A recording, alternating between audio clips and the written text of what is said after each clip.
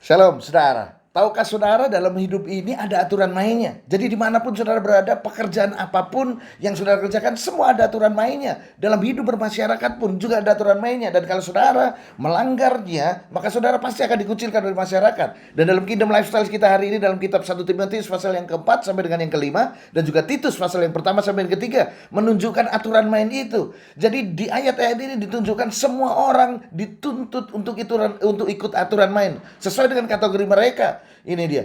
Dalam Titus pasal yang kedua, mulai dari ayat yang kedua dan seterusnya, saya bacakan buat saudara.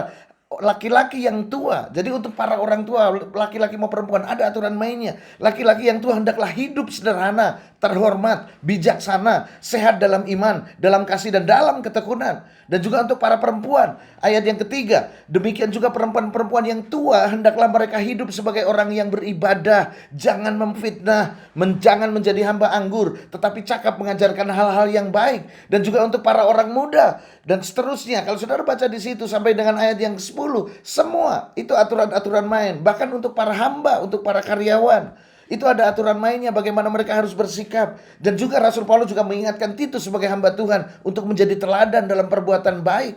Ini dia. Dan juga untuk para penatua, untuk para pemimpin-pemimpin di gereja, untuk mereka menunjukkan kehidupan yang baik. Itu dalam Titus pasal yang pertama mulai dari ayat yang ke-6 sampai dengan yang ke-9, saudara. Dan untuk semua orang bahkan diperintahkan untuk menunjukkan ketaatan dan kebaikan kepada para pemimpin mereka di Titus pasal yang ketiga.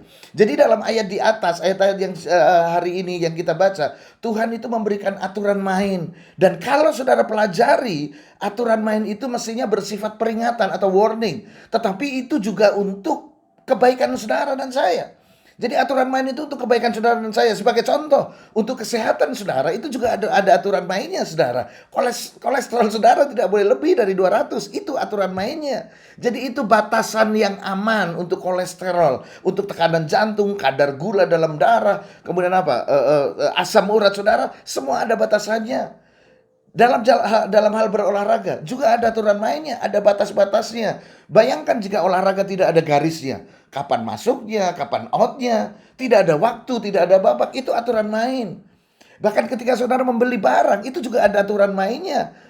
Jadi kalau saudara beli barang pasti ada buku panduannya. Nah, di situ ada aturan mainnya saudara dalam menggunakan barang itu. Agar apa? Agar maksimal, awet, dan tidak mudah rusak. Bahkan kalau saudara rusak pun saudara bisa membetulkannya sendiri melalui buku panduan itu.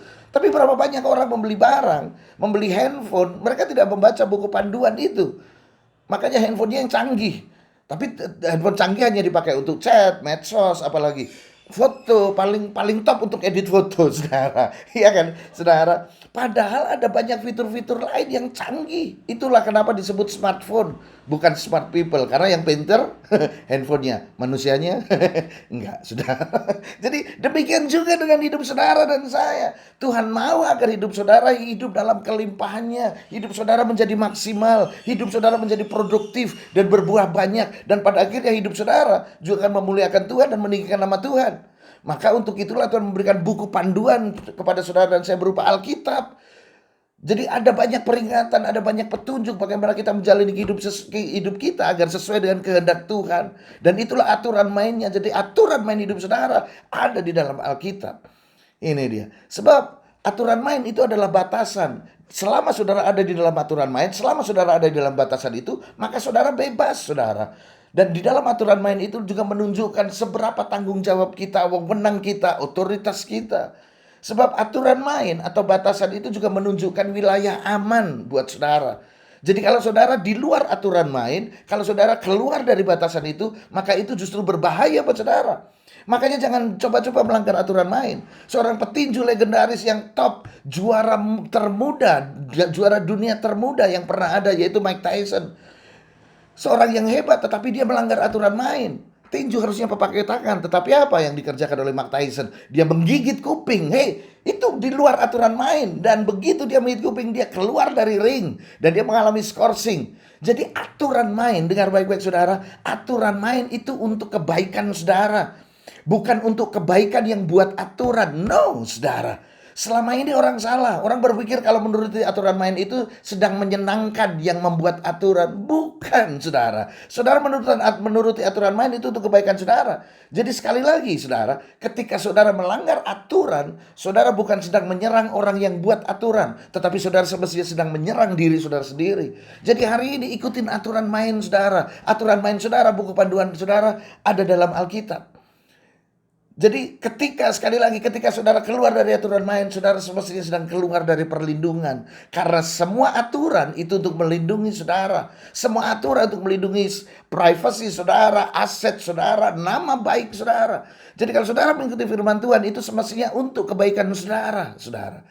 Jadi aturan main sekali lagi adalah batasan agar saudara tetap aman dan saudara bisa maksimal dalam hidup saudara. Ini dia. Jadi hari ini Kingdom Lifestyle hari ini saya mengingatkan saudara, ikutin aturan main, maka hidupmu akan maksimal dan hidupmu akan berhasil. Kingdom Lifestyle hari ini Tuhan Yesus berkati saudara.